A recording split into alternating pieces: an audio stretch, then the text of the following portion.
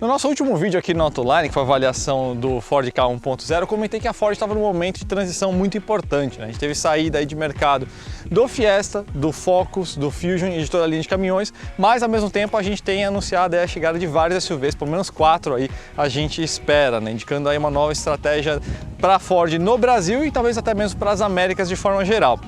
O carro que a gente vai apresentar agora é o primeiro dessa nova fornada de SUVs da Ford que estão chegando no Brasil, que é esse carro aqui, o Ford Territory.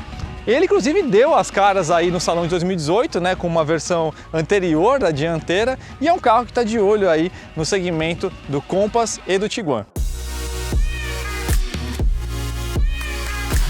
Agora esse aqui é um veículo curioso, porque ao contrário do futuro novo EcoSport, do Escape ou do Bronco Sport, esse carro aqui não nasceu como um projeto Ford, né? Então você não vai encontrar aqui uma plataforma como, por exemplo, a CD4, né, que estrutura o Edge e o Fusion, a C2 do Focus ou do Escape, ou mesmo a B3, que provavelmente deve estruturar aí o novo EcoSport. O que a gente tem aqui é uma plataforma que fala mandarim, porque esse carro aqui é um derivado direto do Yusheng S330, um carro da Jiangling Motors, que é parceira da Ford lá na China, e por sinal o Ford Territory é fabricado lá mesmo na planta de Xiaonan da JMC Jiangling Motors. Agora vale ressaltar que tem muitas diferenças relevantes aí entre o Yusheng S330 e o Ford Territory, né? Começando pelo design externo, que a gente vai detalhar melhor daqui a pouquinho, mas em especial a cabine. A cabine desse carro é completamente diferente em relação ao carro da Jiangling, e mesmo a parte de acerto do carro, houve um trabalho aí bem extenso da engenharia da Ford aí do Brasil para deixar esse carro mais adequado aí para o padrão do consumidor brasileiro, né? Então, por exemplo, foram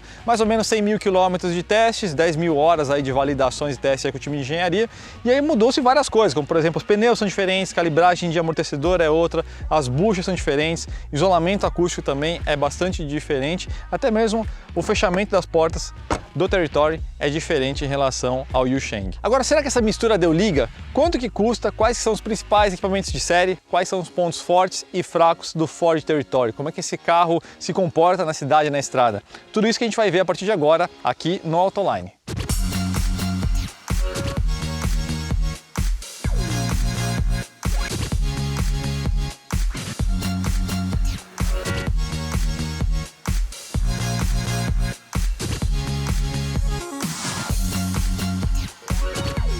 Os preços do Ford Territory variam entre 166 e 188 mil reais. Você consegue financiar esse carro de forma bem fácil e rápida pelo Bradesco Financiamentos, só em autoline.com.br. Lá em cima tem um link chamado Simular Financiamento. Escolhe ali a quantidade de parcelas, alguns dados bem rápidos ali, e você já recebe aí de maneira bem fácil a melhor proposta para você financiar o Ford Territory. Enquanto você está por lá, vale conferir os seminovos que existem aí com até 5 anos de uso na mesma faixa de preço desse carro aqui. Você consegue fazer um upgrade, por exemplo, para um Evoque, para um Discovery Sport, até mesmo um XC90. Para facilitar a sua vida, eu deixei ali destacado nos comentários do vídeo no YouTube o link direto para você encontrar o resultado dessa busca. O Territory chega em duas versões aqui no Brasil, as duas com motor 1.5 turbo de 150 cavalos, sempre casado um câmbio automático tipo CVT de 8 marchas simuladas, né? As versões são SEL de 166 mil reais e a Titanium de 188 mil reais. Se você é familiarizado aí com os nomes das versões da Ford, você já entendeu que esses nomes se referem aí às versões topo de linha, significa que não tem versão básica do Territory aqui no Brasil. A SL já inclusive já é uma intermediária para cima, vamos dizer assim. Isso também quer dizer que ela não vai brigar, esse carro não vai brigar diretamente com todas as versões do Compass e do Tiguan. Então com o Compass, por exemplo, ele vai começar a brigar aí do Longitude para cima, a versão turbo diesel, né, que começa em 171 mil reais. E o Tiguan vai ser aí o Comfortline também de 171 mil reais. Para brigar aí por esse cliente, o Territory está ancorado aí em 3 pilares principais: espaço interno, muitos equipamentos de série e vários equipamentos semi-autônomos, especialmente aí na versão Titanium. Vocês estão vendo aí os equipamentos de cada versão, começando pela SL aí na tela, né? E vale destacar que essa versão já traz faróis e lanternas de LED, teto solar panorâmico, sistema de infotainment com tela de 10 polegadas e controle de velocidade de cruzeiro adaptativo. Agora, se você quiser aí mais equipamento, especialmente na parte semi-autônoma, por 22 mil reais a mais, a Titanium traz uma miríade aí desse tipo de equipamento. Aqui o controle de velocidade de cruzeiro passa a ser adaptativo com o radar. Você também recebe um sistema de estacionamento automático, câmera 360 com visão periférica, alerta de ponto cego e frenagem autônoma emergencial. Além disso, os revestimentos internos na Titanium são todos aí na cor bege, né? Inclusive com revestimento parcial em couro. Os bancos dianteiros possuem aquecimento e refrigeração, o painel de instrumentos passa a ser digital, há carregador de celular wireless e o painel também recebe a configuração de luz ambiente em 7 tons.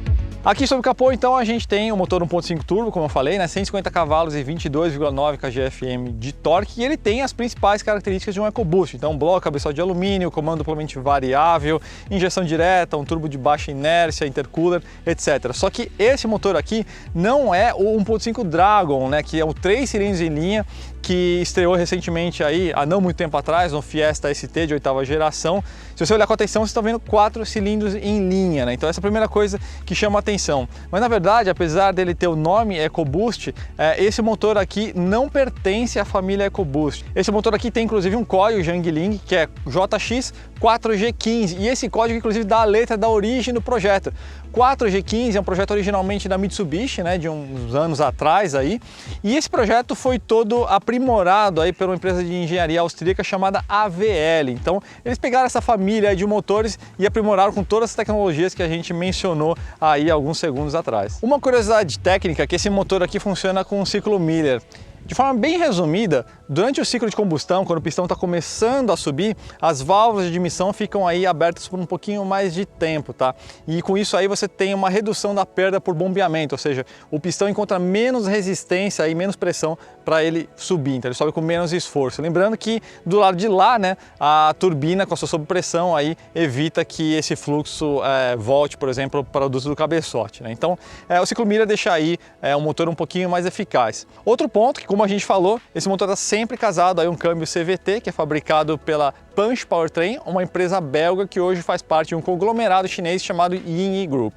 Ah, outro detalhe, sempre 4x2, tá? Não tem opção de Territory 4x4, pelo menos por enquanto. Um dos pontos de destaque do Territory, e que explora bem a questão do espaço interno, como a gente vai mostrar daqui a pouquinho, são as suas dimensões. Esse é um carro aí de proporções bem avantajadas. Em comprimento, na verdade, ele está encaixado exatamente entre o Compass e o Tiguan. Então, por exemplo, se a gente olhar o entre-eixos, a gente tem 2,71 m, é 8 centímetros mais longo de entre-eixos que o Compass e 7 mais curto que o Tiguan. Lembrando que o Tiguan, medido aqui no Brasil, é a versão de entre-eixos longo, né? Agora, olha só a largura desse carro. 1,93 m, isso é 12 centímetros, 12 mais largo que o Compass e 10 centímetros mais largo que o Tiguan, inclusive. Vale lembrar que a gente tem aqui uns paralamas um pouquinho abaulados, né? Então isso aí acaba contabilizando um pouquinho nessa largura toda. Só que, como a gente vai ver, realmente o espaço da cabine é muito bom. Ah, um detalhe, essa largura de 1,93 m não considera os espelhos. Por fora, a gente tem aqui literalmente o Yusheng S330, mas todo retrabalhado para a linguagem de design da Ford. O que eu quero dizer com isso? Toda a área envidraçada, toda a parte de estamparia, né? Capô, paralamas, porta, tampa traseira, são iguais ao Yusheng S330. Mas, por exemplo, daqui para baixo é tudo diferente, especialmente aqui na dianteira. Então a dianteira é onde a Ford trabalhou mais para incorporar de fato a linguagem de design da Ford, né? A gente tem essa grade aqui integrada com os faróis, então aqui é onde eles trabalharam bastante. Na traseira, inclusive, também tem diferenças. Então a lanterna, apesar de seguir mais ou menos o mesmo estilo, é bem diferente e os para-choques também são diferentes. Agora, se você observar, por exemplo, essa linha ascendente aqui de cintura, esses paralamas bem abaulados, essa linha de base também ascendente de janela e esse teto descendente, fechando aqui nessa área vidraçada pequena, e essa linguagem aqui de lanterna, você vai encontrar uma certa similaridade com o Range Rover Evoque. E isso não é exatamente uma coincidência, porque esse carro também utiliza a mesma plataforma que foi utilizada pelo Landwind X7, aquele carro que ficou bastante conhecido aí por ser um clone do Evoque, né, que deu alguns problemas judiciais e tudo mais. Esse carro utiliza a mesma plataforma. Ele não parece exatamente um Evoque, mas ele acabou pegando uma carona aí por compartilhar a plataforma. Então ele sai lucrando, porque não dá para dizer que esse carro aqui é uma cópia do Evoque, mas ele tem alguns desses elementos de estilo que deixam o carro aí um pouco mais imponente.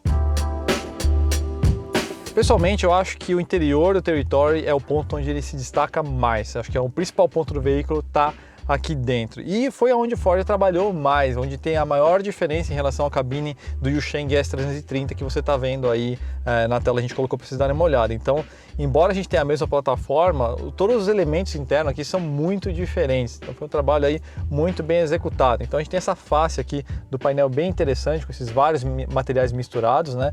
De fato, o dashpad, essa parte de cima aqui do painel é a mesma, mas daqui para baixo tudo é diferente. Então a gente tem esse revestimento aqui que imita um pouco madeira, black piano, esse material aqui similar a couro. Então a gente tem várias texturas diferentes e a tela foi muito bem integrada aqui ao design da cabine e dá uma bela continuidade, inclusive com a tela também, especialmente essa versão titânio, né, que a versão SEL são instrumentos analógicos tradicionais, né.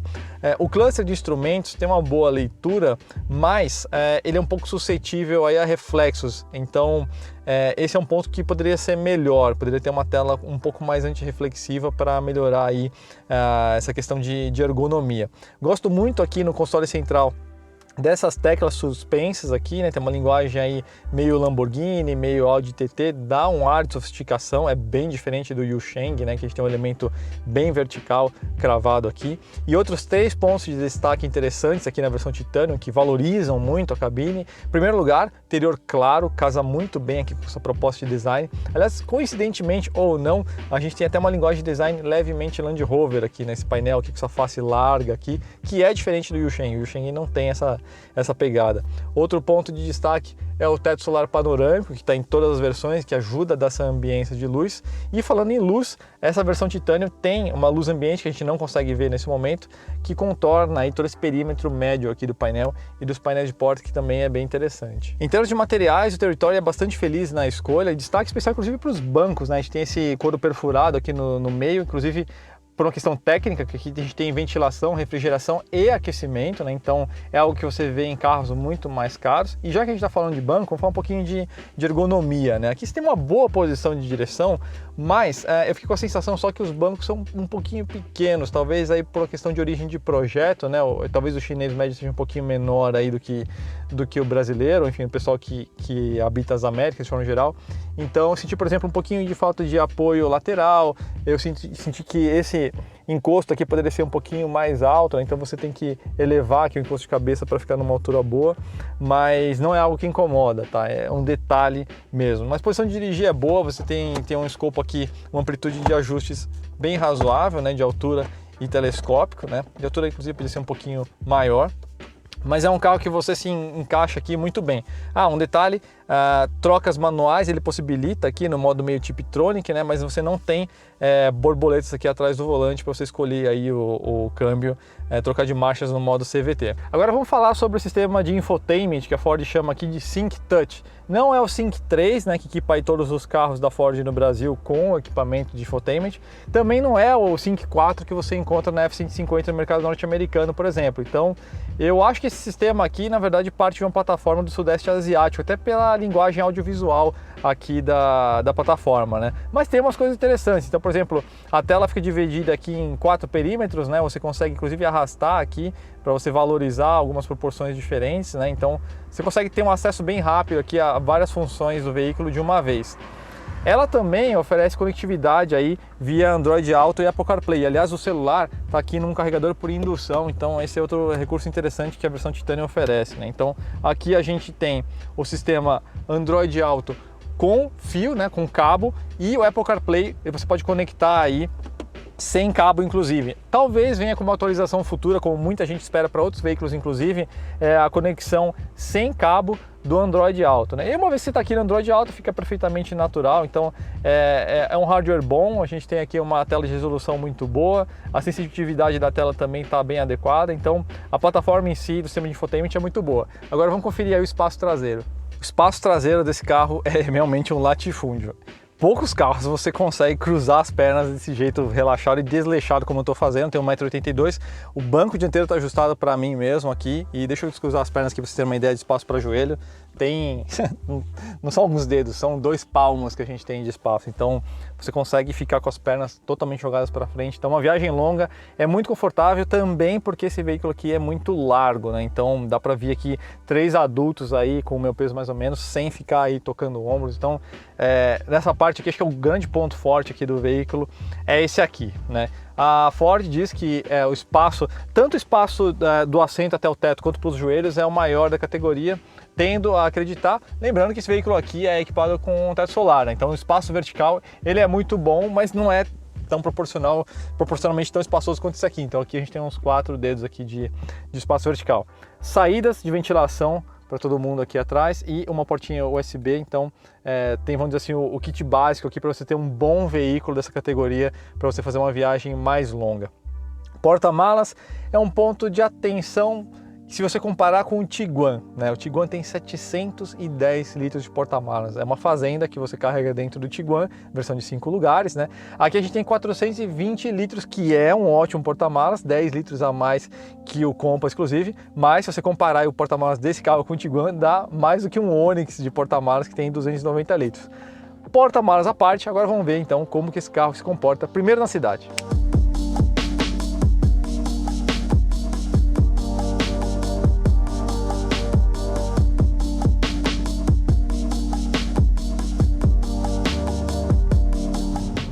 Antes da gente falar aí sobre como que o carro se comporta, parte motor, câmbio, suspensão, freio, tem bastante coisa para falar aqui.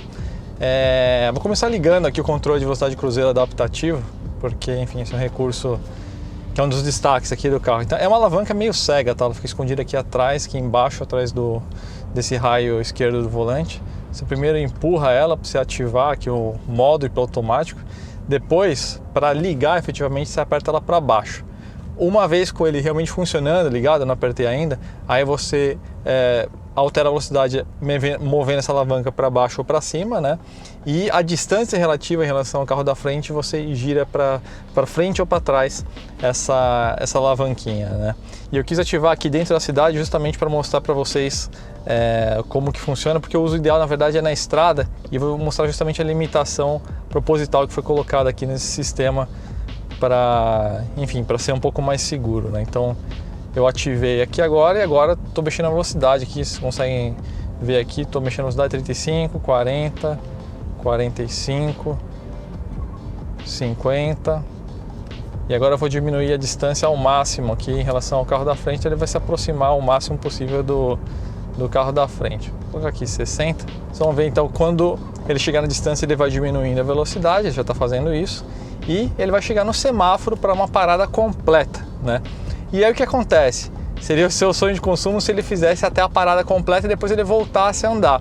E ele só faz isso em uma circunstância específica, que é se o trânsito voltou a andar em até 3 segundos. Passou de 3 segundos, ele desativa sozinho, ó, acabou de desativar aqui o piloto automático. Então a partir desse ponto, para o carro voltar a andar, eu tenho que voltar a acelerar, né? Então esse controle de cruzeiro de velocidade adaptativo, ele é muito útil para você usar numa marginal muito longa, numa estrada essencialmente. Agora, para a cidade não vai funcionar, ele vai desarmar, né? Então, isso é até um recurso de segurança aí para você não ficar tão distraído enquanto você está dirigindo na cidade.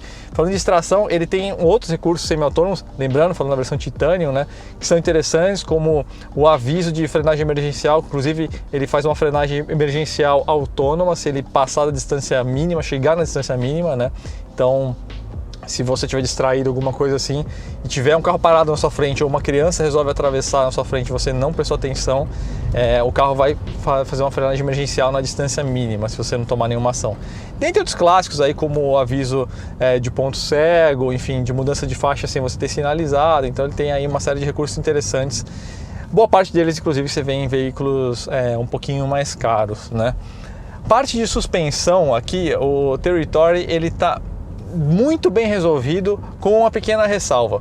É um carro muito macio, muito gostoso mesmo. Você pega uma rua ruim aí, meio ondulada, ele vai se comportar muito bem, vai modular muito bem a suspensão, vai te tratar muito bem. Ajuda muito também o isolamento acústico aqui, que é excelente, muito bom mesmo. Só que o amortecedor, ele em situações de absorção mais rápida, que a gente chama de velocidade mais rápida, que o amortecedor precisa absorver com maior velocidade obstáculo. Vou te dar um exemplo, aquelas tartaruguinhas de shopping center, sabe? Aí ele dá uma batidinha um pouquinho mais seca, entendeu? Então ele funciona muito bem nas transições um pouco mais lentas de suspensão, velocidade mais rápida de amortecedor, ele bate um pouquinho mais seco. Não chega a dar aquela pancada, mas você sente e ouve a suspensão funcionando, tá? Isso é um ponto, é uma observação, mas de forma geral O carro é muito gostoso de ser usado na cidade. Essa combinação de suspensão macia com isolamento acústico, caixa de direção ela fica super leve aqui na cidade, então para manobrar realmente é muito cômodo, é um esforço mínimo que você faz aqui para conduzir o veículo na cidade. E o câmbio e o motor estão conversando muito bem, isso é outro ponto também de destaque interessante. Então, lembra um pouquinho a programação de câmbio CVT do Fit, né? Aquele câmbio que deixa o carro bem soltinho, sabe? Você quase não precisa pisar no acelerador para o carro se deslocar. Até em algumas situações você tem que usar um pouco mais do freio, você tem que se acostumar um pouquinho com isso, porque o carro está realmente rodando bem solto, sabe? Quase como se não tivesse, ou tivesse pouco freio motor. Então, essa é uma característica, então o carro roda bem solto. Isso ajuda também a você ter um aproveitamento melhor na parte de consumo de combustível, né? Então a rotação está trabalhando sempre baixa, né? Lembrando que é um CVT, então a gente vai ver na estrada dos Romeiros, se pisar para valer, ele vai travar numa rotação aí de 5.100, 5.200 RPM mais ou menos, próximo aí à potência máxima, né? E o motor está bem servido de torque, né? Então o torque já vem desde lá de baixo, se não me engano era 1.500 RPM, né? 22,9 kgfm, então assim, tem uma margem boa de trabalho, para a massa do veículo está bem adequado, então ele trabalha com muita folga aqui na cidade. Acho que o único ponto realmente a observar é essa suspensão em piso mais recortado, em tartaruguinhas, que aí você vai sentir ela um pouquinho mais presente. Falando em eficácia, né, o consumo declarado desse carro aqui é só gasolina, lembrando, não é flex, né, eis aí uma limitação por esse motivo do projeto ser importado, isso é um projeto de menor volume de vendas, né. A gente está falando aí de 9,2 km por litro na cidade e algo próximo a 10 km por litro de estrada, dá 9,6, então é uma média boa, considere aí o porte do veículo, né, a massa dele, né, então ajuda muito aí também esse ciclo Miller do motor, né, então o conjunto tá bom, tá bem adequado. Agora vamos ver como é que é o comportamento desse carro na estrada dos Romeiros.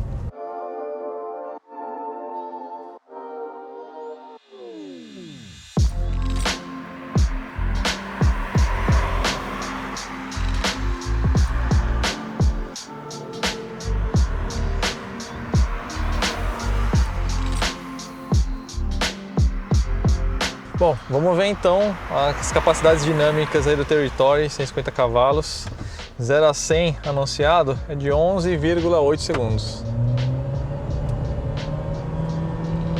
Essa é a característica do CVT, né? Ele fica travado aí na rotação de potência máxima, que é a 5.300 RPM.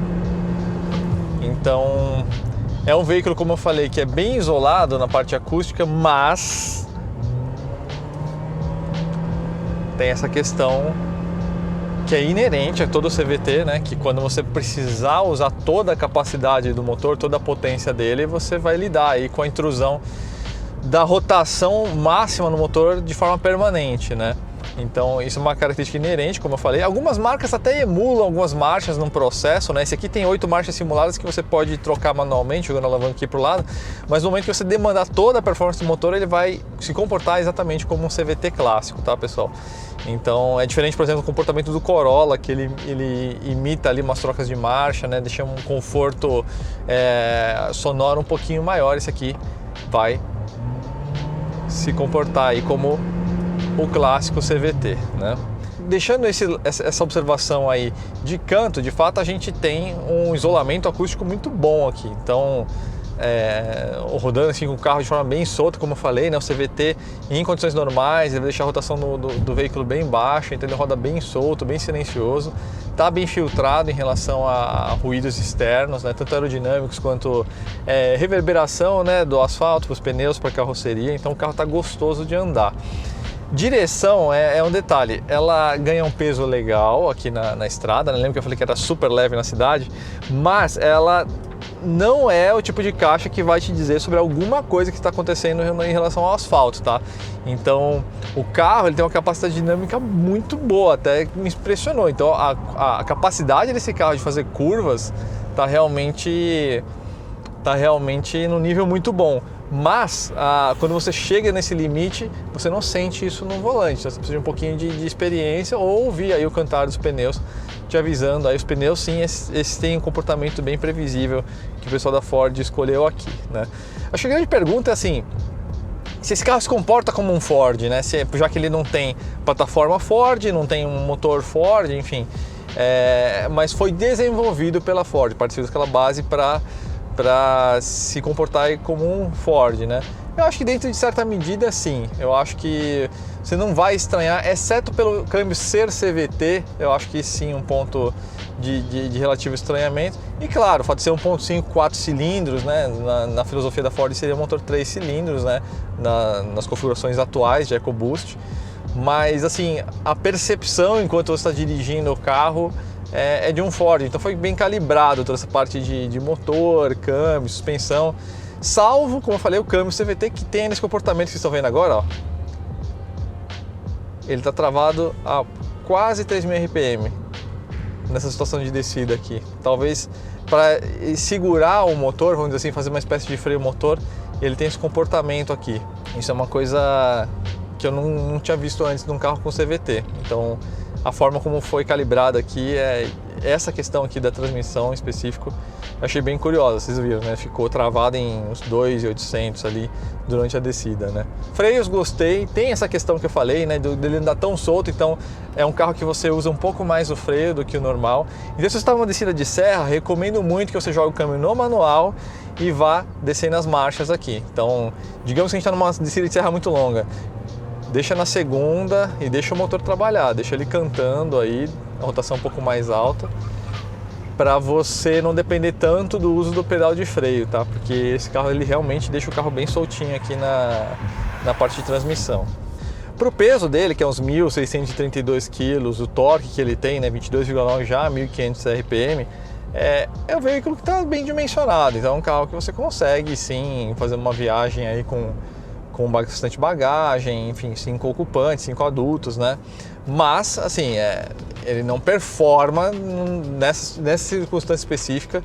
É uma situação que ele vai, enfim, trabalhar em rotações mais altas, subida de serra, vai ter que escolher com um pouquinho mais de cuidado, é um momento de ultrapassagem. Isso é inerente aí a esses veículos dessa categoria, porque eles ficam nessa condição que eu vou dizer que é quase ingrata de você ser um veículo já de porte maior, né, já de peso aí próximo aos 1.700, 1.800 quilos, como ele e seus rivais, mas são motores pequenos, né, 1.5 turbo nesse aqui, 2.0 aspirado ou turbo diesel, aí sim, com muito mais torque no Compass, essa é uma vantagem significativa que ele tem, ou 1.4 TSI aí no caso do Tiguan, né, então tirando o Compass turbo diesel, essa categoria sofre um pouquinho com isso.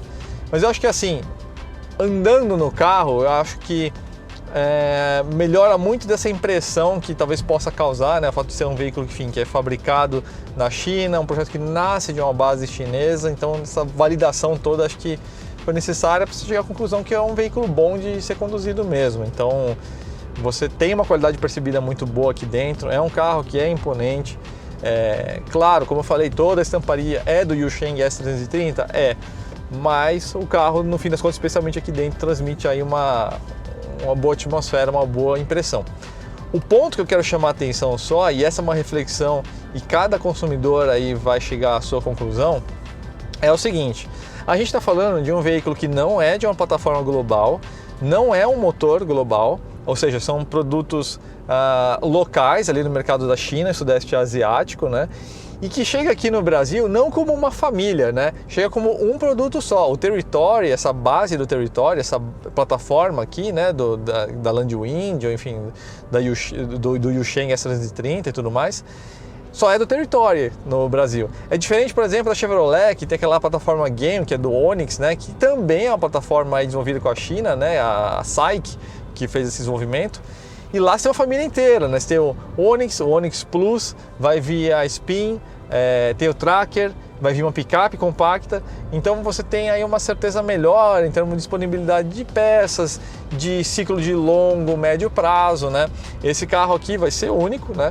E aí a gente não sabe qual vai ser o ciclo de vida desse produto, se vai ser um produto que vai ficar no mercado 3, 5, 7 anos, talvez ele arrebente vender e fique aí direto, talvez até abra as portas para outros produtos com essa plataforma, respondendo de forma positiva esse dilema que eu deixei com vocês.